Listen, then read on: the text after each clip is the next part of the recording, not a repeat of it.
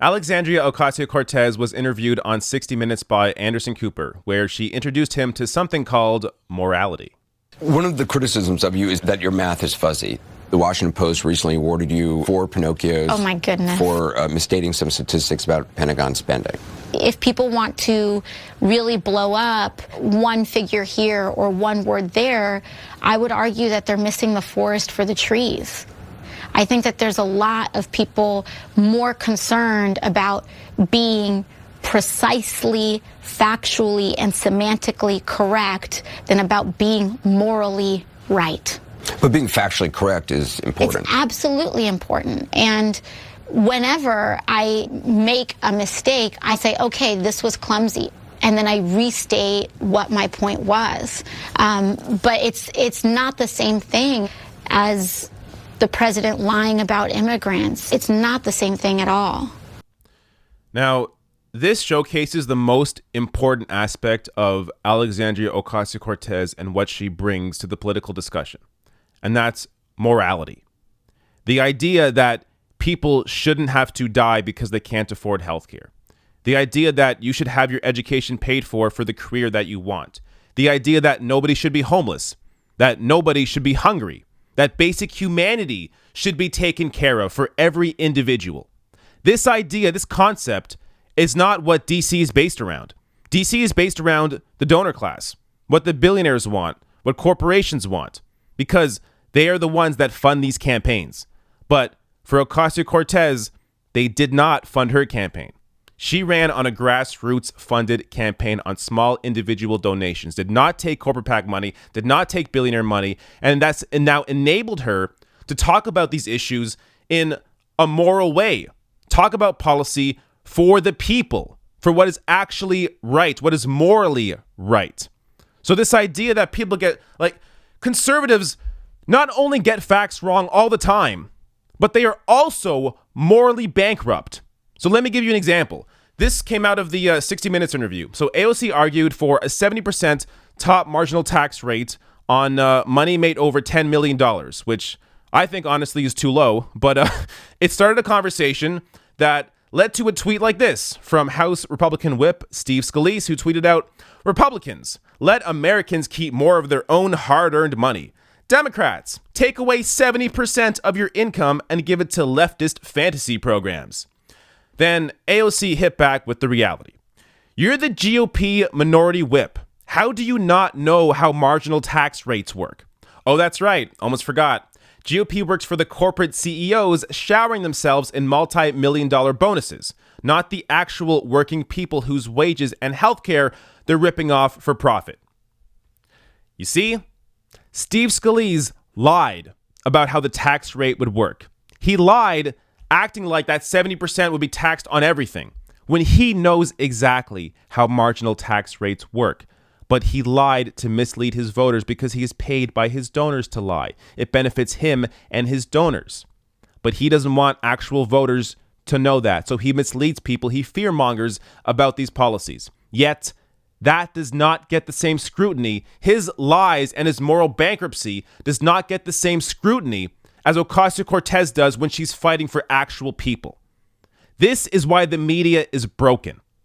Why aren't morals on the table? Why doesn't the media go to conservatives and Democrats and say, wait, so you're not supporting universal health care? So you want people to go bankrupt from not being able to afford their health care, from not being able to afford their education? You want people dying from that? You support a system where 45,000 people a year die from a lack of access to healthcare. You support this broken system? Or wait, you support a system where people are going into debt immediately from graduating from college because they can't afford their education, because they can't afford their loan payments? You support this broken system where from the start, these kids are already in debt. You support this broken system. Wait, you support a system where wages are so low that people can't afford their housing? You support a system where people are going hungry, going homeless? You support this broken system because you are morally bankrupt? Why is none of this on the table? The questions only come when you are fighting for people, when you're fighting for healthcare, when you're fighting for education, when you're fighting to house people, when you're fighting to make sure people aren't going hungry, then it's like, oh, how can we possibly do this? Because we actually have morality. We actually care about people, and you don't. So understand when the media questions people like Ocasio-Cortez and what she wants to do to help people, understand that they are not asking these same questions and they are not pushing the morality question out there about why these other politicians are not fighting for that. Now, the Washington Post fact checker came in to give some context to this idea of the marginal tax rate being higher as well. So Glenn Kessler tweeted out, "For the record, fewer than 0.05% of all U.S. households have income above 10 million. The AOC proposal would not even be aimed at the fabled top 1%. Some folks wondered how much money this would raise. My colleague Jeff Stein did the math. $720 billion a decade."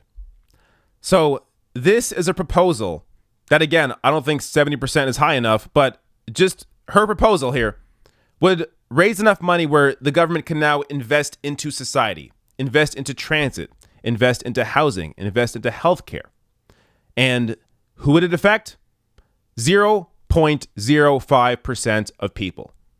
And they're still going to have a shit ton of money left over because they're only being taxed at 70% over $10 million. Anything over $10 million being taxed at 70%. You still have a shit ton of money. And it's only a net benefit. So again, this this idea, I know I'm getting heated here, or I got heated here, but this is because it is so frustrating to see a media, and this happens not even just in America, in Canada too, this idea that there are only questions around when we want to invest into society, when we want to put more into healthcare, put more into transit. There are all these big questions. How can we possibly afford this? But when it comes to cutting taxes for the rich and large corporations, the media barely says anything. There is barely anything about it, at least in comparison to the criticism that we get for wanting to support people that need the help, people that need healthcare, people that need housing, people that need transit, people that need education. So it's just, I'm hoping, and I think we're beginning to see that now, that Ocasio-Cortez is changing the conversation nationally. Her ideas now are pulling the Overton window to the left. The fact that she is talking about a 70% tax rate on the wealthy is a move in the right direction. The fact that the media is talking about Medicare for all, that they're talking about universal tuition, that these issues are actually coming up and being discussed nationally is a great thing. So this is really just the beginning. And this interview, I suggest you watch the entire interview. I'll link to it below. I loved it. It was great.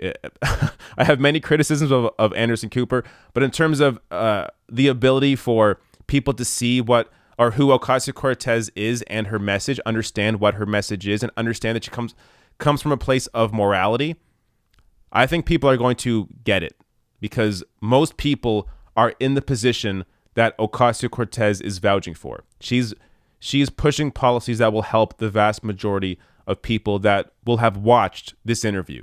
So I hope it's going to transform the conversation, and I think it will.